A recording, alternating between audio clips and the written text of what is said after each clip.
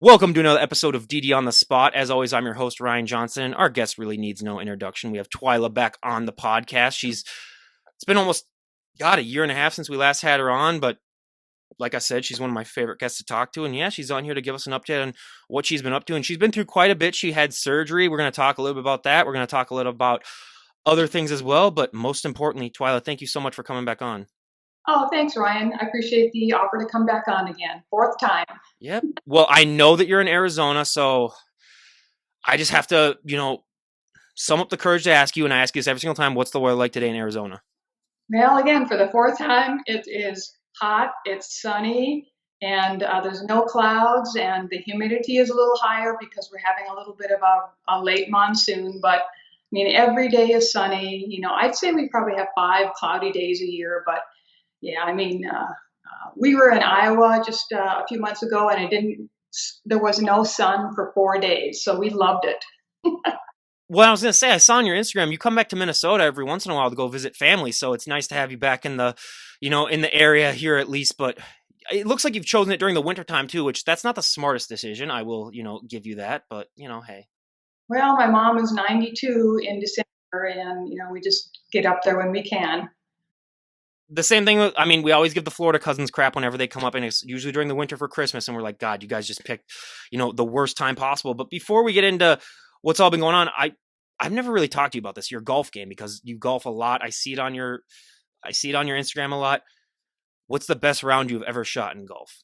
77, and I've had a few scores, below 80, but typically I'm in the low 80s for 18 holes, and our course is very hard. I mean, we have over 150 sand traps, and we have mountains surrounding the golf course, so you have to always take into consideration the mountain effect, how your putts are going to roll, and conditions on the course, and is it dry, is it wet, and is it windy. So yeah, it's kind of a thinking person's game, and I just love it. And I think I can probably play until, I don't know, 80s, maybe 90s. I mean, a few years back I played with a gal in Arizona here who was in her 90s, and she played 9 holes, and it was just amazing. So that's my goal. Yeah, I mean, I have never really been into. I mean, I've done golfing a couple times. It's just yeah, it's too hard for me, especially for some reason. I don't know if the powers that be just don't like me because every time I've went golfing, it's either been like really bad weather. I've never had like a good day, so it's really hard when it's especially windy out. But my dad loves it. My little brother moved to San Diego last year, and he lives right next to a pro course. And part of the job that he works at, they have a company thing where you can get in for, I think it's only like $20 to like a pro course. And I think they've had a few majors there. I should have asked him ahead of time what it is, but it's in San Diego. It's a really famous golf course, but he plays there weekly, and he really enjoys it. So yeah, the moment that I saw, and I remember you'd always been showing some golf clips on your Instagram, and I'd never really asked you about that. But yeah, it seems like, and plus it's so beautiful where you are too. Those with the mountains and everything. It's not, God, it's just a perfect view. Yeah, it is really great. Tucson is just a great city. It is surrounded by mountains all the way around, and 3 different mountain ranges. So it is really beautiful. It's just a hidden gem in Arizona, but it is a little hot for me. It's sometimes 115 and maybe 3% humidity. So I I'm not into that. So we actually are going to probably move to northern Arizona in maybe a year or so. So 2 weeks ago, we reached 100 twice, and that's like everyone knows this from the Midwest. We do that probably. It's the only time of the year that really reaches that. We're in the upper 90s for the next 3 days, and then it's back down to the 70s, like the lower 70s by the end of the week. But yeah, I even experiencing 2 of those days, I do not get how you guys deal with that because that is just a constant there, and it's hard enough as it is. Like I didn't even go outside on those days, other than to get in my car to drive to work. But it's just I do not understand how you guys cope with that. But then again, you guys, I mean, again, you've lived here, but most people from Arizona would not understand how we cope with December through February. So I guess it's sort of a mutual understanding with that. But I mean, yeah, you've been through a lot the last year and a half. What have you been up to since we last had you on? Well, I look back and I think we talked in November of 2021, and I had just competed in my 10th bodybuilding show in the figure division. And I had taken my last show was in 2015, and I decided to retire at that time in 2015. And then I think just to recap, there were a few of us girls around the country that were over 65, and we had asked the promoter if he would add a 65-year-old class to the figure division out in it was in Reno, Nevada. So we all went out to that, and I looked just the best I had ever looked in my life. I mean, I just was my conditioning was so cut, but of course I'm small, and just to be honest, every division in bodybuilding has just outgrown me. I mean, figure's bigger than me, and wellness is bigger than me, and figure girls are way bigger than me, but I did it anyway. I just talked to a figure girl right before I had you on, and yeah, that's a physique competitor 5 years ago. It's ridiculous. Yeah. Yeah. So I finished that, and I, was really happy with how I did, and I came back, and I think the very first time we talked, I was just, having a great life. I was doing everything that I wanted. I like to do a lot of things. I have, respect for people who just specialize in, running or yoga or something, but I like to do a lot of things. I just love, love, love fitness. And so back then, when I had our first visit, I was just going, going and doing everything I loved, and I was just loving pull-ups and getting strong and golfing, and so that's kind of where I'm at now. But after that October of 2021 figure show, 2 months later, I was at the gym, and I had been experiencing some shoulder issues, some impingement, and it was painful a lot and kind of sore. And one day I did dips. It was the day after Christmas, 2021, and pop, there it went. My shoulder popped. I could hear it in the gym, but I thought, well, it sounded more like a deltoid. I thought I maybe just injured my deltoid muscle, and so I continued on with my workout. And then we actually went to the shooting range with my husband, and we did a little bit of that. And then we went, golfing. I think I did 9 holes. And then a few days later, I went into the doctor, and so we did an X-ray, and of course, nothing soft tissue shows up on an X-ray. So then I finally got an MRI, and wouldn't you know, I had a supraspinatus tendon. I mean, everybody says I tore my rotator cuff. I don't know if you know about this, but you hardly ever tear a muscle. The rotator cuff is those 4 muscles that make your shoulder internal rotate and then external rotate. Well, I tore one of the tendons attached to the muscle. It's the supraspinatus muscle. So I tore that tendon completely off the bone. It attaches to the humerus up here. And then I tore my labrum, which is, that material that goes around that socket in your shoulder. I tore that. And so then I went in to see the doctor, and we scheduled surgery 2 weeks later. And so then we fixed everything. And I had another little issue going on in there. It was called a downward sloping acromion. And that's, again, maybe way over everybody's heads, but it's a culprit in a lot of people's shoulder pain who lift, because when you lift your arm up, if you have a downward sloping bone there, it shreds basically the tendon every time. So we shaved that down. It was called acromioplasty. So I had those 3 things done. And then for the first month, I couldn't do anything. I just walked and went to the gym and did, legs and left arm. This is my right arm that happened to. And then I started physical therapy 4 weeks later, and the surgeon had said, you'll have your strength back within 9 to 12 months. And I said, okay, I can handle this. This is back before I had the surgery. And so then my physical therapy was very slow. I made progress, but it was super slow. And I couldn't, by probably 4 months later, I couldn't even lift 2 pounds like this. And I thought, I am never going to make my 20 pounds, by 9 months. So, but for some reason, I could pull, because, pull-ups don't really involve that tendon and that muscle. So then I went through all the summer of 2022 and just kept on working. And it took me forever to get my range of motion back. And it was really a struggle, but I plugged along, and I started golfing 6 weeks after surgery. I did putting because, and then I added some chipping. And then, by 3-4 months, I was back on the golf course. I didn't have the range of motion I needed, and I didn't have the strength I needed, but I just went out there, and I was at the gym, and I did everything that I could. And then by my 1-year anniversary, which was this year, January 2023, my 1-year anniversary, I he released me from his care. But I had another little issue going on that I never had before. Like when I lift my arm up like this, and let's say I'm going to dry my hair like this, my pulse stops. So like right here, my pulse stops. It's called thoracic outlet syndrome.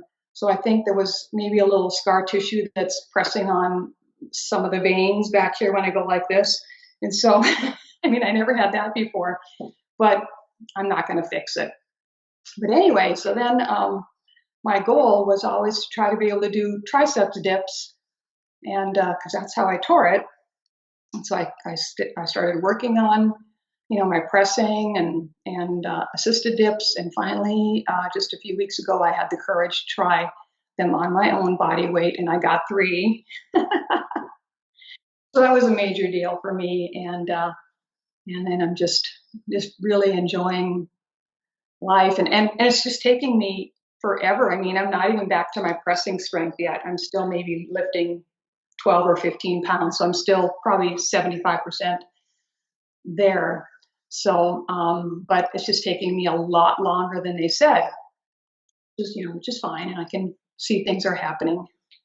So, but I'm just golfing and doing that, and I started walking, a little bit more, and for my heart and lungs, and I love mobility, and I just, I love reading, and I'm into nutrition, and I have 55 plants and trees in my yard. I love the gardening, and so yeah, life is good. Yeah.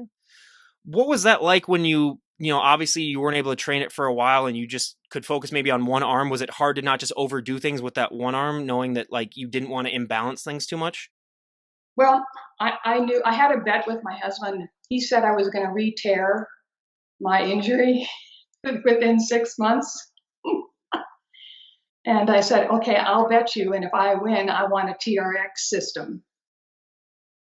So, I was pretty cautious and I didn't overdo it because I didn't want to tear it. And mine was a pretty big tear, and the percentage of re-tears is pretty high.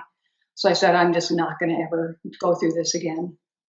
And so probably after, 6 months, 7 months, I just really went all out. And then finally, after a year, at my year checkup, we had another MRI, and everything that he fixed was, good. And I had a few, spots that had a little higher signals, if you understand MRIs. My husband's a radiologist, so we can look at these on the computer. So everything looked good. And so after my year visit, I just went all out, and I said, I'm going to do these dips. I'm going to, keep working on my pressing. I'm finally getting a men's push-up down, and, those are hard. Those are really hard for me. Yeah. So just one day at a time, and, living life. How affected were your bread and butter, the pull-ups? Well, right now, I'd say on any given day, I can probably, get 10. Yeah. And there's absolutely no effect on my shoulder with doing pull-ups. So I'm not afraid to do them. I don't do any skin to cats where I tip around and crank that shoulder. So no. I saw that because I saw in some of your posts where you do that, where you do like the windshield wipers too. And it's just like, okay, yeah, maybe she's laying off a little bit on those ones right now just to, get back into it. But I've always believed that injuries really do help make us more humble. Like my baseball injury, which impacted me not being able to play in college, humbled me a little bit. How has this setback humbled you? Same thing, probably with you. It just taught me, okay, PRs are just not for me. I don't lift super, super heavy because it's just not worth it. I mean, I'll be 67 in another month, and I want to live, 30 more years. And potentially, people in their 60s are in maybe their final decades of their life, and I am not going to be one of those. I'm going to, stand tall and lift logically and smart. And I mean, I have, started. I was lifting a lot of higher reps, like 12 to 15 on some things, but I've started to, decrease the reps and lift a little bit heavier. But I'm not going to overdo anything. I'm all just moderation right now. Mhm. How did you change things up nutrition wise when you weren't able to, train maybe as much? Um, I mean, not really. I have to be. I mean, I really, I was back at the gym in 5 days after Oh, the surgery. I went back, and my husband took me to the gym, and I sat on one of their, bikes in the bike spin room, And I did some legs, and then I had done some research on how do you stay in shape when you have a rotator cuff surgery, and I found this guy on bodybuilding.com, and he was, probably a little bit younger than me, but he went through it, and he had this theory called cross education and training. And so I looked that up, and it was basically if you have a injured arm, you work the left arm, the other one, the uninjured arm, and that crosses over to the right. The brain just does not like asymmetry. So when at 6 weeks, I could start doing biceps and triceps. So everything pretty much came back there. And my nutrition was, I pretty much did the same. It was, I don't think I really changed much because I was still pretty active. Walking, I started walking because I knew that was safe and I could do that. And of course I could do legs. And after 4 weeks, I was out of my sling. So I could, pretty much do whatever I wanted. And my husband was so good. He would come and pick up plates for me and stuff. But, yeah, not really much change there. I'm kind of a hard gainer, I think, as we, Yeah. Well, when it comes to walking, what time are you walking? Because good God, I think there's probably about a 12-hour span where you probably shouldn't be outside walking. 5:30 in the morning. The sun is up at 5, and now it's maybe just a little bit later. So yeah.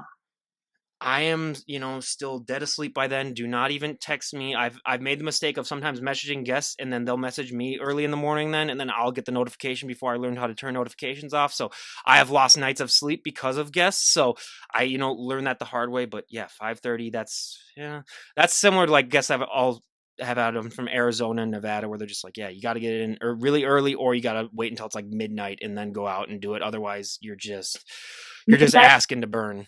Midnight is not a good time here either because it's probably still 95 degrees. But the reason I'm walking early is because I either golf or walk every morning. So, and we have this golf course where you have the lottery system and you put in your times, and everybody now who's here wants the early tee times. And for a while they were starting at 6 o'clock. So that was nice. And we'd be done by, 8 o'clock in the morning and be 90, 95 practically by then. So yeah, it's just habit, getting up early, adjusting your sleep schedule to accommodate just the season and the heat. Has your golf game gotten back to where it was originally, or is it still a little lagging behind? Oh man, I am almost there. And again, that was quite frustrating because for a while I could not hit my driver. And I don't know what was going on with it. And I was going to get another driver, and then something happened in that appointment I had for a new driver, and I couldn't hit the ball. And I think it was just a message to me saying, you don't need a driver, it's going to come back. And sure enough, it did. And I think I just needed more range of motion, and I needed a little bit more strength. And so yeah, my drive is amazing, and I'm just really having a good time. I'm probably golfing 2 to 3 times a week, and then I'll practice once a week early in the morning. So busy life when you're retired. Absolutely. Well, yeah. I only got to wait about 40 years for me, so yeah, keep the tab running for me, I guess. But and when you talked about it before, like how bodybuilding has just changed so much, and I think I've asked you this question before, but I mean this is more impactful really than it is when I last asked you. How has it changed from when you first started to now? Because like we talked about before, the divisions are just so much more different. But just being as an outsider now looking in, how do you think some of the biggest changes have been? I have to be honest, and I think that in the IFBB Pro and the NPC, it's a pretty big money making deal for that federation. And so they keep adding divisions because now they added that wellness division. So that right now for women, there's fitness and bodybuilding, physique, wellness, figure, bikini. So there's 6 divisions for women, and I think there's 3 for men. And that is just the NPC IFBB federation, and they are by far the biggest and the best and the most known. And I think if people want to keep doing it, go more power to them. I'm not criticizing anybody, and good for them. I think that there are a lot of natural federations, and if I would ever do it over again, I probably would just do that. But it doesn't have the status, it doesn't have the shows, and So there it really is now something for everybody. If you don't want to, use heads, I guess you call them, and you want to be natural. I mean, here's another gal you could try to get on. Her name is Willie, and she's on Instagram, and she's 65. She's from the Netherlands, and she just won. It was like a world.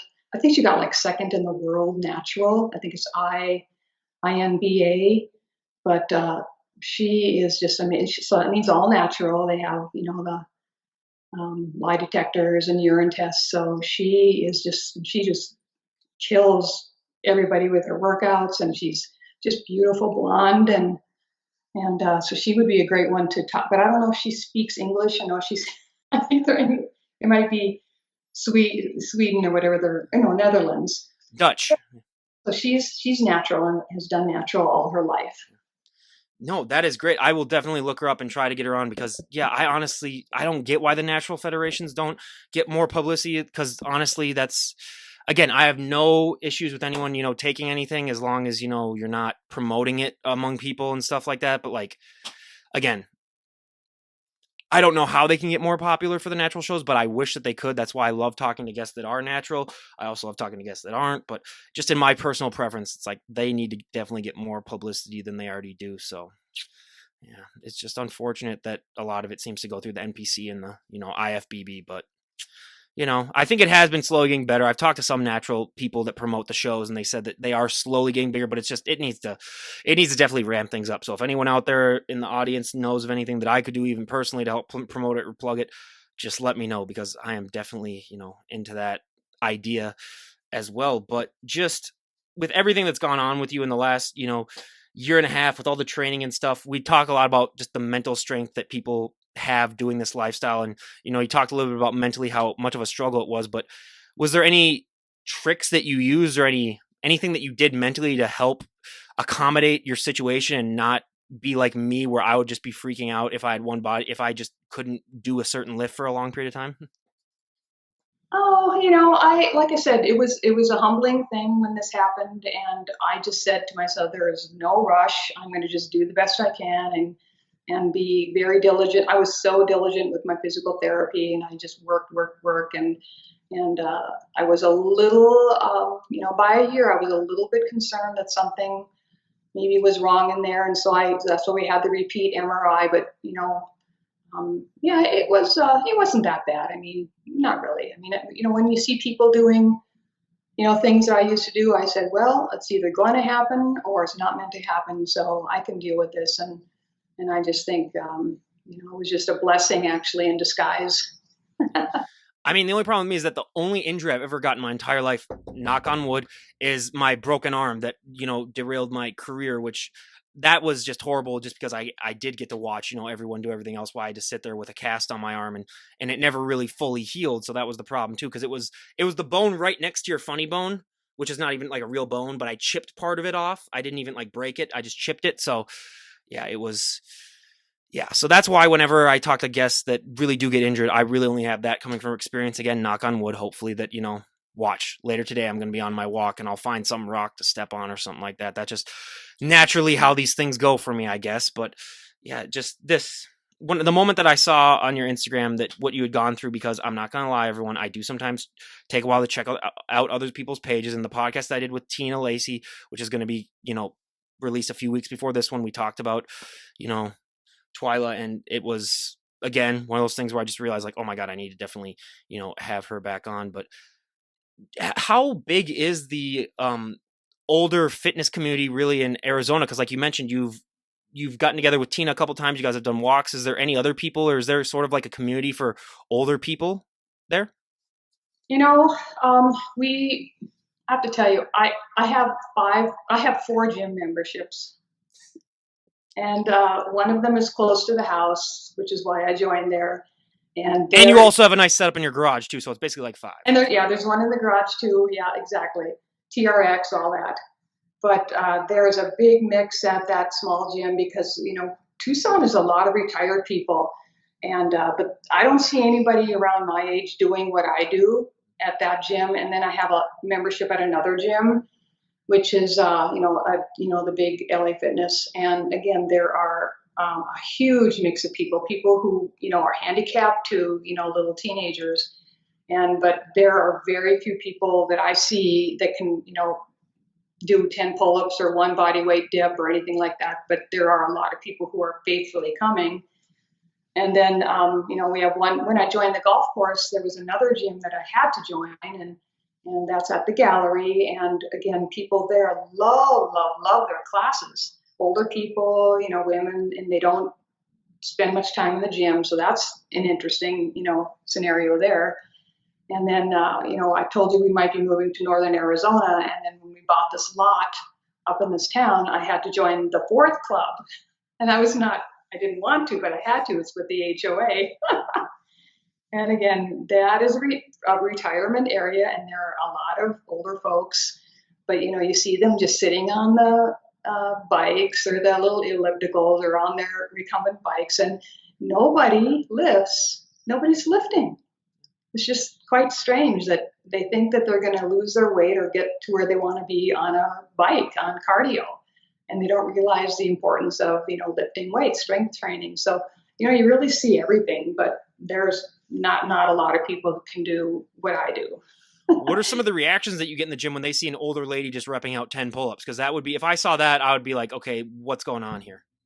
Well, I don't really look around at people and see how they act. I mean, I don't want to do that. I don't want to be.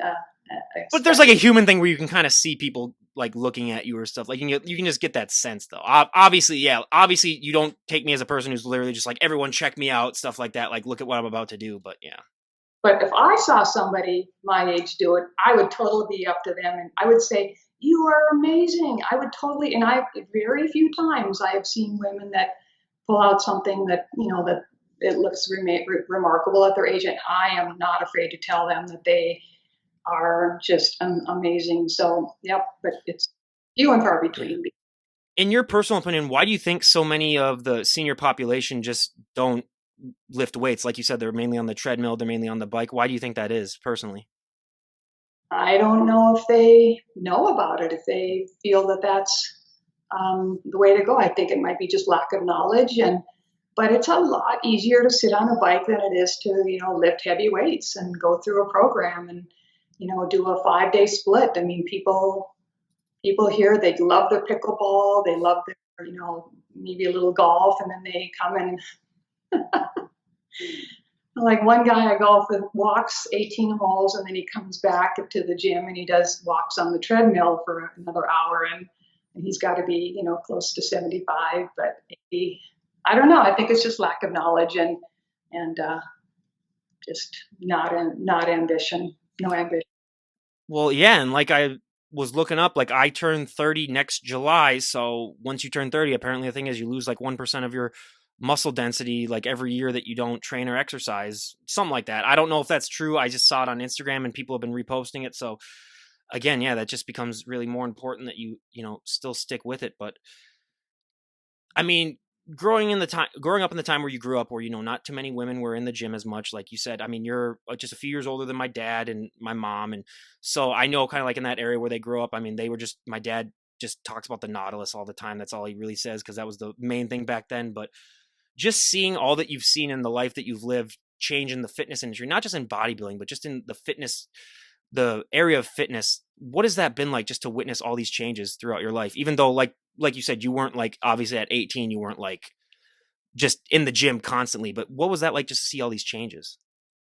Well, just to, before I answer that, I'll just, tell you that my father was very athletic. He was, he would water ski at this little lake in North Dakota, and he would start out on 2 skis, and he'd just lift up his leg and take the ski off and carry it under his arm, and then the boat would come around and he'd throw the ski back in. He was so athletic, but he was a hard worker and he didn't really have time.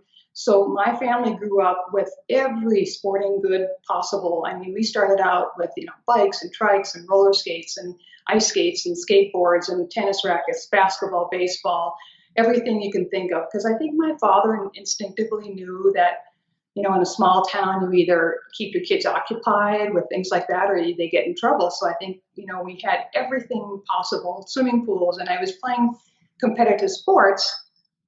by sixth grade, because we had this president's physical fitness tryout that we had to do every year. We didn't have any choice, and I would beat everybody, including the boys. And so then, when I was in sixth grade, the varsity track coach recruited me to run for varsity track, and I won the county track meet in the hurdles.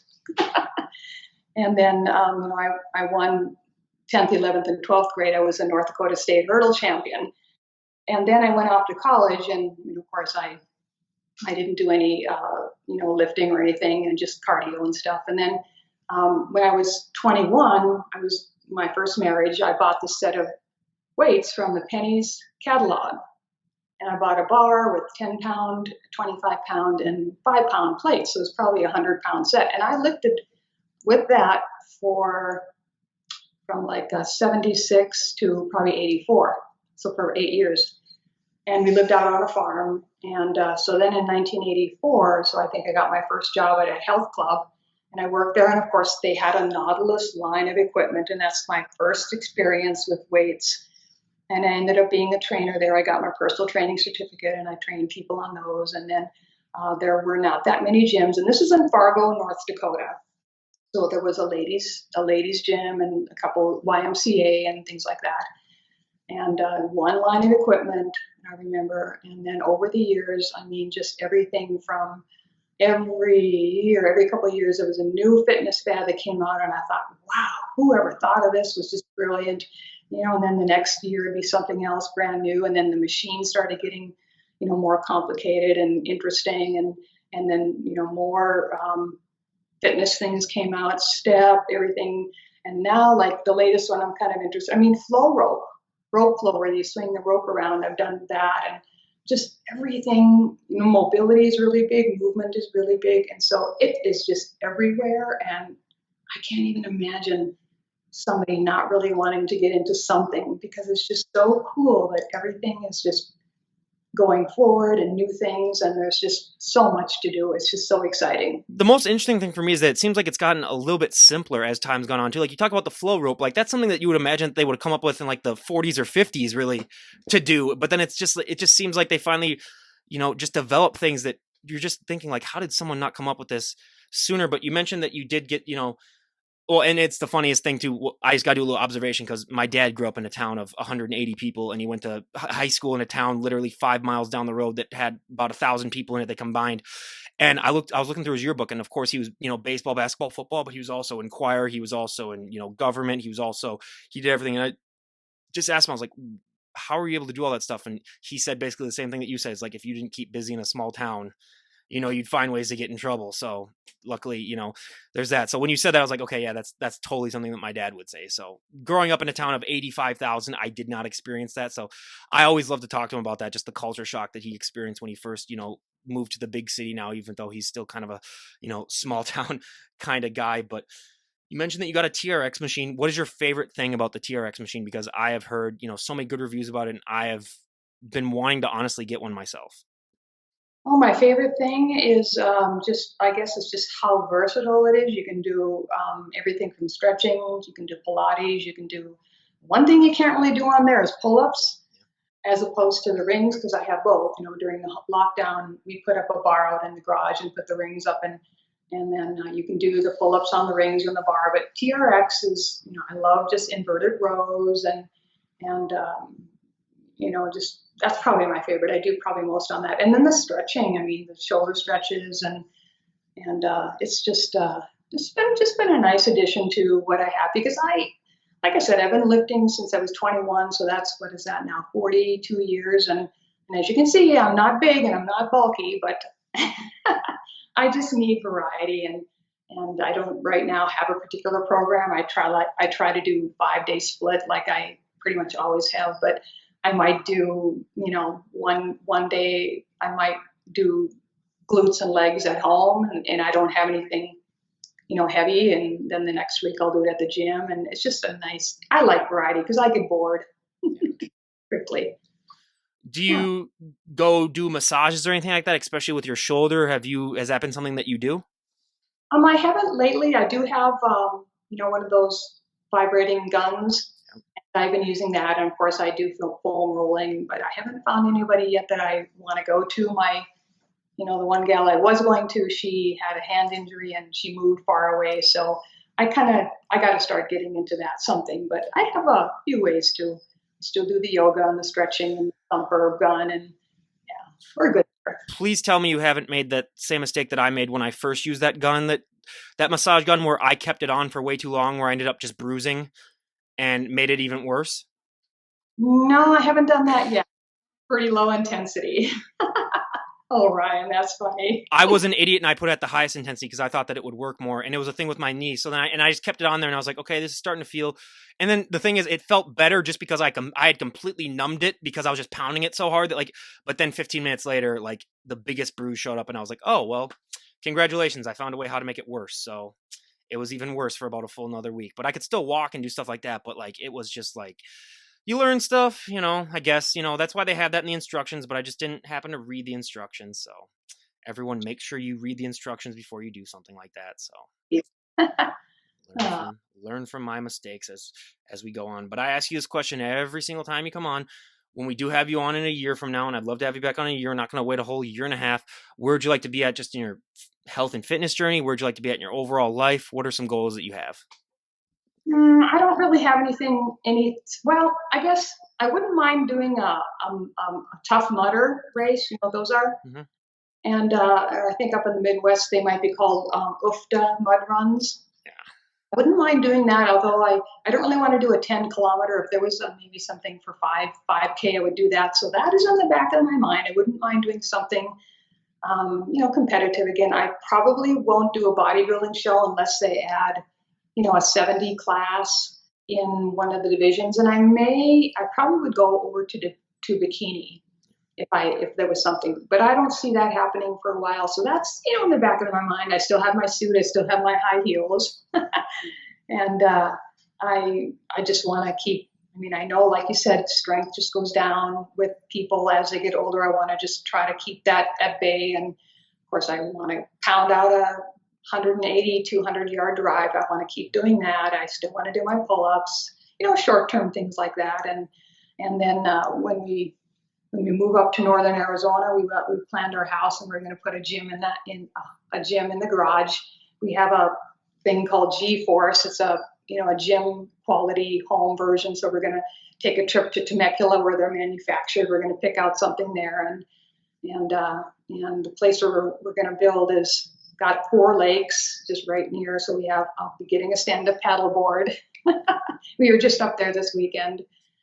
So just, I guess try to be alive, try to be healthy, and nothing really too specific yet. I definitely do take my youth for granted because trying to be alive is not something that is in my 1 year plan for me as well. But hey, it just, again, what you do is just so inspiring. And honestly, I do think that they will do a 70 plus group eventually, because as all these competitors start to age too, a lot of them I think will still stick with it. So eventually I think they'll have to, make a 70, 75, 8, maybe even an 80 as we get on. Who knows what that's going to be like. But yeah, I honestly do see that in the future. But I do need to ask you a golf piece of advice, because when I do golf, the 1 or 2 times I do it a year, I slice so bad. It is horrible. It's gotten to the point where I even like start at the left a little bit, where I start at like a 90-degree angle and then I might get it on the fairway.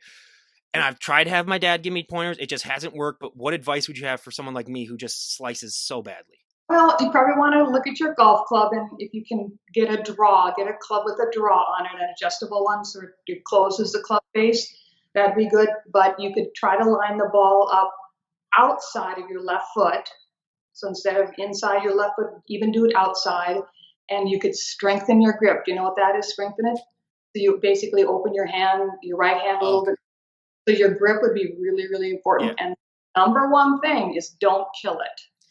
Don't kill the ball. Have a nice, slow control. Watch some ladies golf on TV. Watch how slow they swing, because sometimes less is more. And I used to kill the ball too. And that's how I remember I tore my elbow tendon a couple of years ago too. But slow and controlled, and don't kill it. I got too much baseball player in me. I just want to hit it as hard as I can, like using a bait. That's the problem, is that it was just ingrained in me too much. But yeah, the grip, I think, to start with the grip. Yeah. Strengthen your grip a lot more. Yeah, I will definitely have to do that, because it's gotten to the point where like I don't get invited out to golf as much now too, because like if they're going to take me to a nice course and I'm going to be slicing like every half shot that I do, because there are times where I don't slice it too. And I mean, I have gotten a double birdie one time, which don't ask me how. It was a professional hole. Like I don't know how it happened. It was just the luckiest. It was just lucky bounces. And a, I'm a very good putter, which is really weird because I suck at like everything else. So I don't know how that came to be. Maybe it's just because I used to play hockey in the winter just with friends all the time. Maybe that helps a little bit. I don't know, but like I can make ridiculously long putts. It's one of those where my dad watches golf all the time, but I always give him crap whenever a pro misses like a 10-foot putt. And I'm just like, dude, you're paid to do this sport and you can't make a 10-foot putt. I always do something funny like that. But yeah, everyone, Twila, again, fourth time on. It's great to talk to you, and I really appreciate you coming on again. I honestly cannot wait to have you on again and just share what you've been up to. It's, always a delight talking to you. I always get excited knowing that I have you coming on the show because you're always a great guest to talk to, and I really do love having you on. That's so nice of you, Ryan. I appreciate that. It's been great. So much fun. Thank you. All right, everyone. Well, this is Ryan Johnson, DD on the Spot, signing off. Have a great day, everyone.